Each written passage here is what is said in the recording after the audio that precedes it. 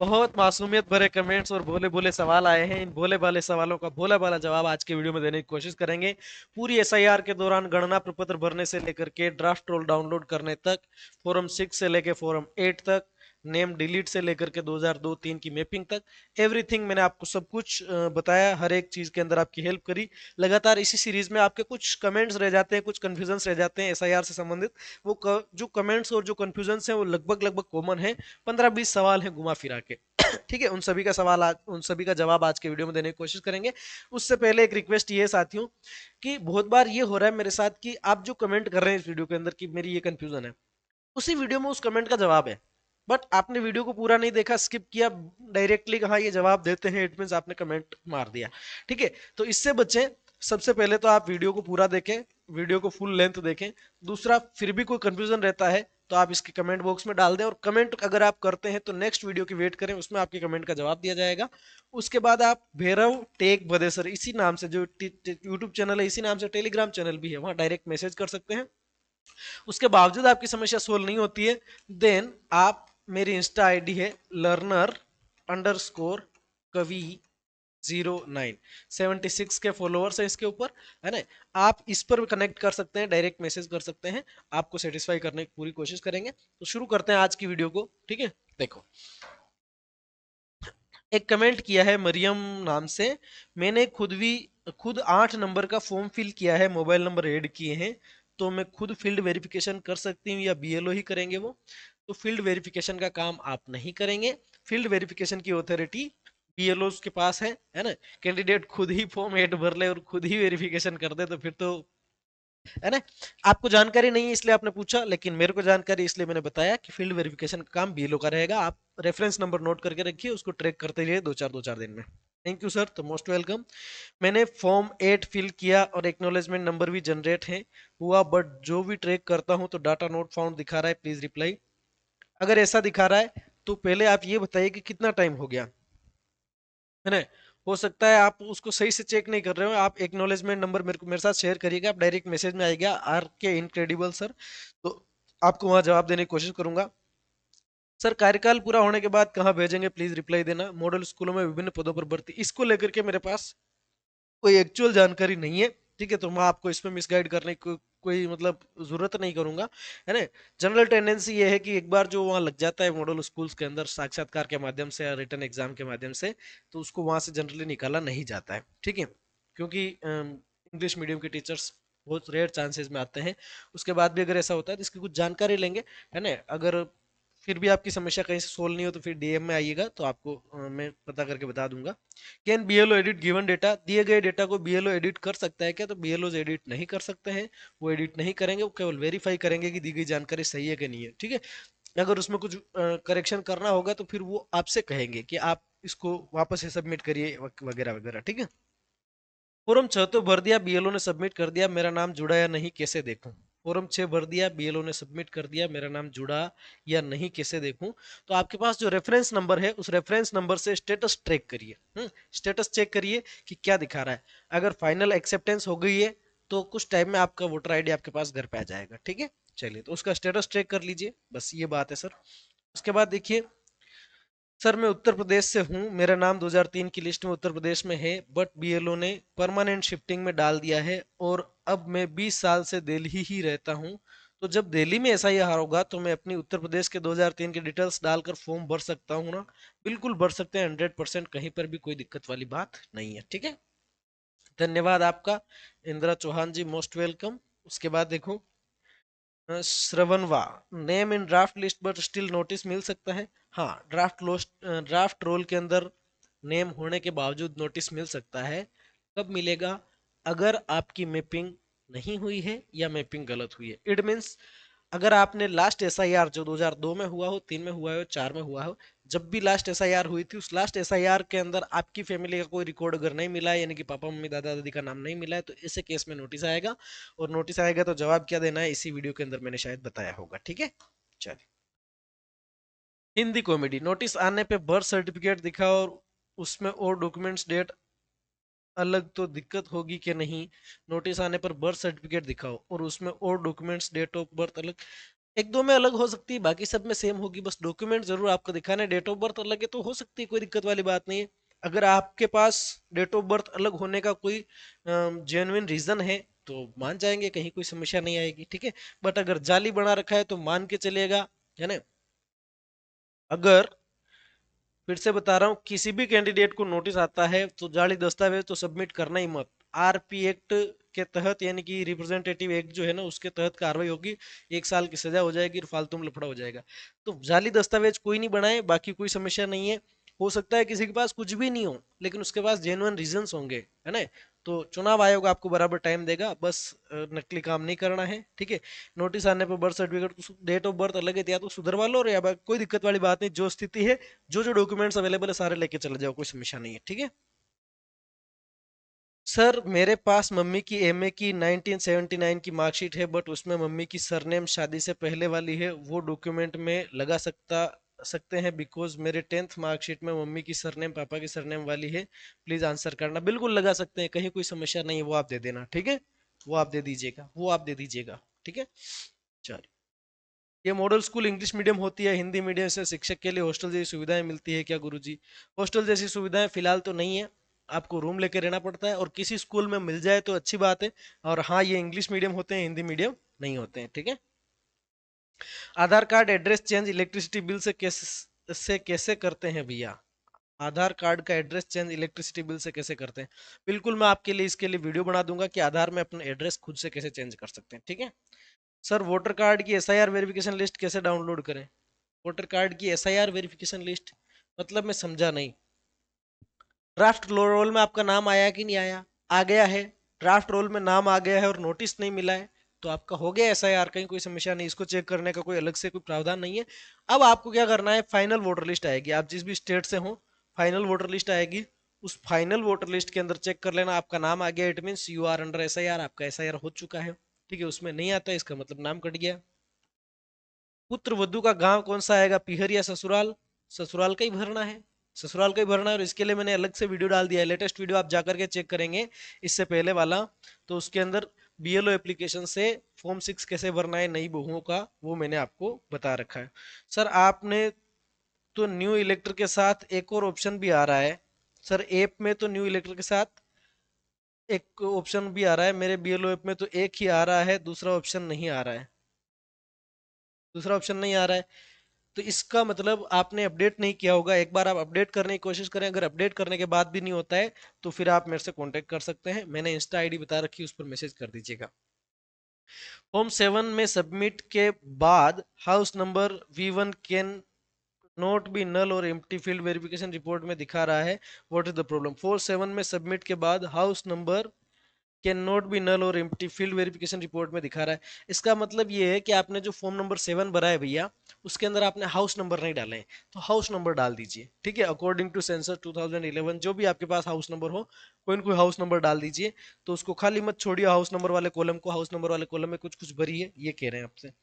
किसी व्यक्ति ने अपना नया घर बना लिया है और वो दूसरे मोहल्ले में बना है, तो उसके लिए नया मकान संख्या दे सकते हैं क्या? बिल्कुल दे सकते हैं, ठीक है।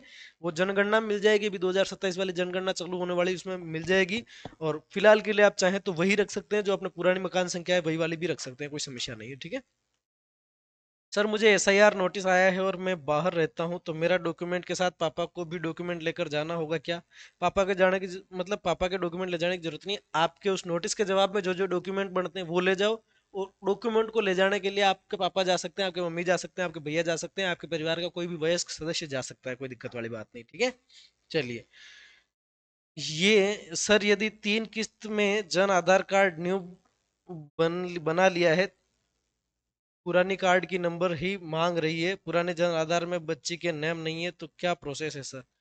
तो इसका जो है ना, आपने ये नया बनाया है जन आधार नंबर, तो आपको नए जन आधार नंबर की सीडिंग करनी पड़ेगी, है ना। उसके बाद भी अगर आपसे नहीं होता है तो आप डायरेक्ट मैसेज में आकर कांटेक्ट करिएगा, मैं आपको क्योंकि ये अलग से एसआईआर संबंधित नहीं है, लाडो योजना का है, तो बता दूंगा। नेम करेक्शन और एड्रेस चेंज के साथ कैसे करें?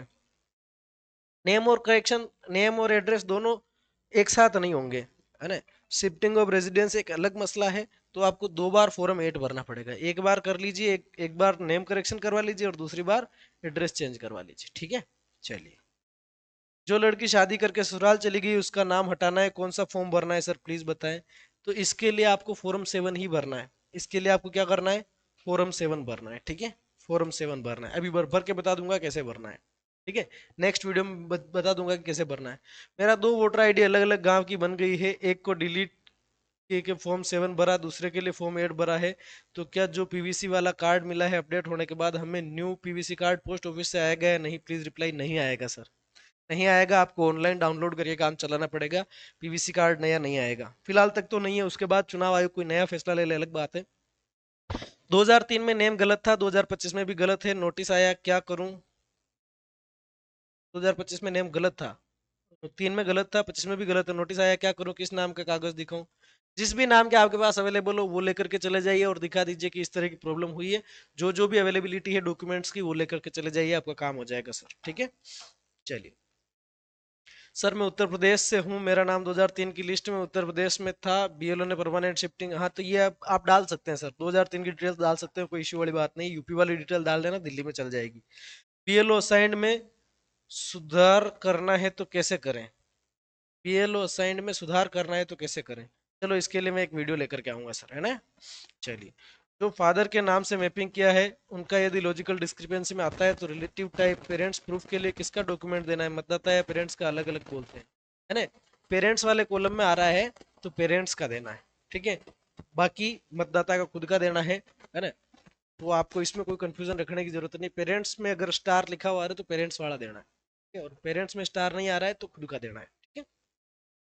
चलिए, नोटिफिकेशन किस बीएलओ के पास जाएगा, नए बीए या पहले वाले के पास। फॉर्म 8 का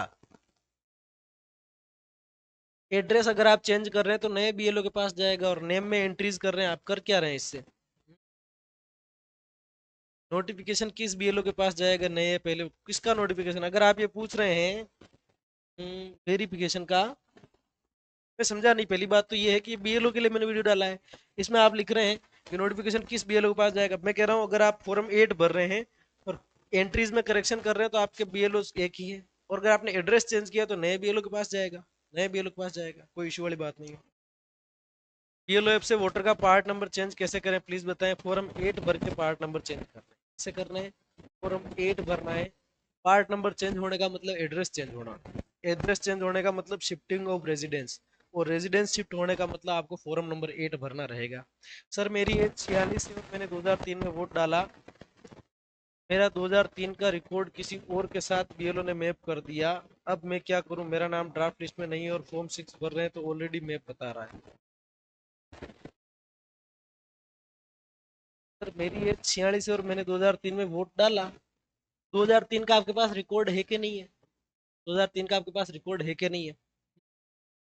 अगर रिकॉर्ड है तो अपने बीएलओ सर के पास जाइए कि ये रहा मेरा 2003 का रिकॉर्ड, और ये रहा मेरा आधार कार्ड, और जो भी चाहिए मेरे पास अवेलेबल है, मेरा नाम वोटर लिस्ट में जोड़ो। अब ये प्रॉब्लम उनकी प्रॉब्लम है, आपके पास तो सब कुछ है, और बीएलओ सर ने अगर किसी दूसरे के साथ मैप कर दिया तो बीएलओ सर की प्रॉब्लम है।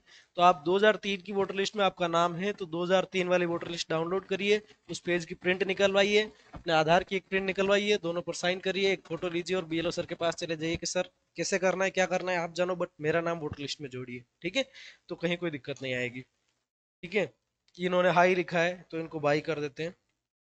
किसी न्यू मकान को मकान संख्या कैसे दें, तो फिलहाल आपकी, जैसे नए मकान की मकान संख्या देनी तो आपके गांव की मकान संख्या मान लीजिए 1 से लगा करके 74 तक है, तो आप 75 दे दीजिए, 76 दे दीजिए, मतलब आपके पास उस गांव की मकान संख्या की जो लिस्ट है जहां तक आ रखी है उससे एक बढ़ा दीजिए, 115 आ रखी पहले तो 116 दे दीजिए, कोई दिक्कत वाली बात नहीं, कहीं पे भी बना हो, क्योंकि ये मकान संख्या भी चेंज होगी, पहले मकानों की गणना होगी जनगणना के अंदर, उसके बाद चेंज होगी, ठीक है। चलिए, मेरी डॉटर का नाम डीओबी जेंडर सब सही है आधार कार्ड में, पर फिर भी जन आधार ऑथेंटिकेशन में मिसमैच बता रहा है और जेंडर मेल दिखा रहा है। अच्छा, जन आधार ऑथेंटिकेशन आप कर रहे हैं, मेरी डॉटर का नाम डीओबी जेंडर सब सही है आधार कार्ड में, पर फिर भी जन आधार ऑथेंटिकेशन में मिसमैच बता रहा है और जेंडर मेल दिखा रहा है। आधार कार्ड में सब कुछ सही है तो आधार की प्रॉब्लम नहीं रही। अब जन आधार ऑथेंटिकेशन में प्रॉब्लम दिखा रहा है, इट मीन जन आधार में करेक्शन करवाने की जरूरत है, तो आप अपने जन आधार को मित्रा पर ले जाइए सर, और जन आधार के अंदर करेक्शन करवाइए। जन आधार के ऑनलाइन रिकॉर्ड के अंदर लड़की का जो है जेंडर सर मेल कर रखा होगा, इस वजह से प्रॉब्लम आ रही है। तो जन आधार में अपडेशन की आवश्यकता है। You need to update your Jan Aadhaar please. Form 6-8 का ऑल स्टेटस कहाँ कहाँ से अप्रूवल होता है, कौन करेगा, इस पर स्टेप बाय स्टेप बताइए वीडियो। ठीक है, तो एक नया वीडियो लेकर के आएंगे सर इसके लिए। ठीक है, जय भी। सर मैंने अपनी मैपिंग दादी के साथ करवाई थी, मम्मी पापा एक्सपायर हो गए थे, अब वो मेरी दादी थी, इसका प्रूफ कहाँ से दूं? बस जिस घर में हम थे वहाँ पापा के नाम से बिजली का बिल आता था, अब मैं वोटर रहूंगा या नहीं?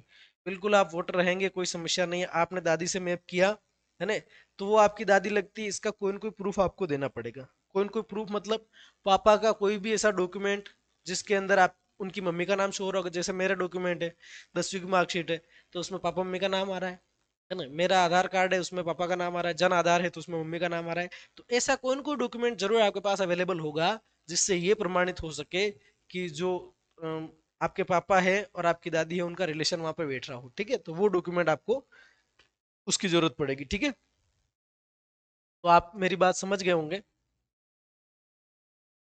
यदि आपका नाम लॉजिकल डिस्क्रिपेंसी में आ गया है तो पहले आप ये चेक करिए कि किस प्रकार की डिस्क्रिपेंसी नाम है, नाम की या आयु की या फिर कोई अन्य। यदि नाम की कोई विसंगति है तो आप अपनी दादी का कोई एक डॉक्यूमेंट दे दो और साथ ही बीएलओ एक अंडरटेकिंग लेटर अपलोड करके स्पष्टीकरण देगा कि यह आपकी दादी है, इसके बाद आपका नाम वहां से हट जाएगा। बस यही मैं बता रहा हूँ। ठीक है, बीएलओ सर तो अंडरटेकिंग देंगे, लेकिन कोई न कोई ऐसा प्रूफ आपको देना पड़ेगा जिससे प्रूव होवे कि हाँ वो आपकी दादी ही है। कोई न कोई तो होगा, जमीन के कागजात से ले लो, कुछ भी। पोलिंग बूथ कैसे चेंज करें? पोलिंग बूथ चेंज करना है तो एड्रेस चेंज करो। पोलिंग बूथ चेंज करने का मतलब आप एक राजस्व सीमा में रह रहे हैं, है ना, एक गांव की बाउंड्री में रह रहे हैं, तो उस गांव का जो पोलिंग बूथ है वही आपका पोलिंग बूथ है। अब आपको पोलिंग बूथ चेंज करना है मतलब आपका एड्रेस चेंज करना है, तो आपको फॉर्म नंबर 8 भरना पड़ेगा। नए एड्रेस पे आप रह रहे हैं, इसका आपको प्रूफ देना पड़ेगा। ठीक है, मेरे भाग संख्या में शिफ्ट होकर आए हुए लोगों को मैं कैसे जोड़ें? शिफ्ट होकर आए लोगों को कैसे जोड़ें? तो फॉर्म 8 भर दो उनका, तो फॉर्म 8 भर दो। फॉर्म 8 के माध्यम से रेजिडेंस शिफ्ट कर सकते हैं। फॉर्म 8 कैसे भरना है मैंने बता रखा है। सर मैंने गलती से 2 फॉर्म नंबर 6 भर दिए हैं, कोई दिक्कत वाली बात नहीं, एक रिजेक्ट कर देंगे सर और एक जो है आपका असाइन कर दिया जाएगा। 2 फॉर्म भर दिए हैं ना, तो एक को वो पहले फर्स्ट वाले फॉर्म को अगर उन्होंने एक्सेप्ट कर लिया है, उन्होंने वेरीफाई कर दिया, तो सेकंड वाला ऑटोमेटिक रिजेक्टेड है, रिजेक्ट हो जाएगा, कोई इशू नहीं है। ठीक है सर, मैंने फॉर्म 8 भरा था 2 महीने, और बीएलओ सर को सूचना जरूर कर दीजिएगा कि सर मेरे से ड्यूली सबमिट हो गया और ये दोनों के रिसिप्ट नंबर ये रहे, आप देखना जरा। सर मैंने फॉर्म 8 भरा था 2 महीने हो गए, अभी तक सबमिटेड ही शो हो रहा है। बीएलओ के पास गया तो वो बोल रहा है मेरे पास फील्ड वेरिफिकेशन के लिए नहीं आया है। आप मेरे से डीएम में संपर्क करिएगा सर। ठीक है, और अपना जो है वो रिसिप्ट नंबर मेरे को एक बार बताइएगा, मैं चेक करके दिखा दूंगा हिंदी में। अच्छा, मैंने इंग्लिश में बता रखा था क्या?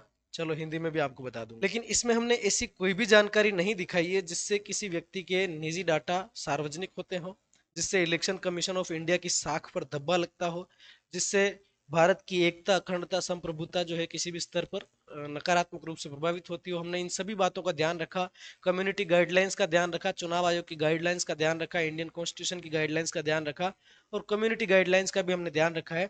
हमने किसी भी प्रकार की किसी की भी इंफॉर्मेशन, पर्सनल इंफॉर्मेशन पब्लिक ना हो, इसका पूरा ध्यान रखते हुए केवल और केवल अ, लोगों की हेल्प के लिए ही वीडियोस बनाए जा रहे हैं। तो इसमें मुझे नहीं लगता कहीं कोई समस्या है। तो अगले वीडियो में, तब तक के लिए धन्यवाद सर। ठीक है।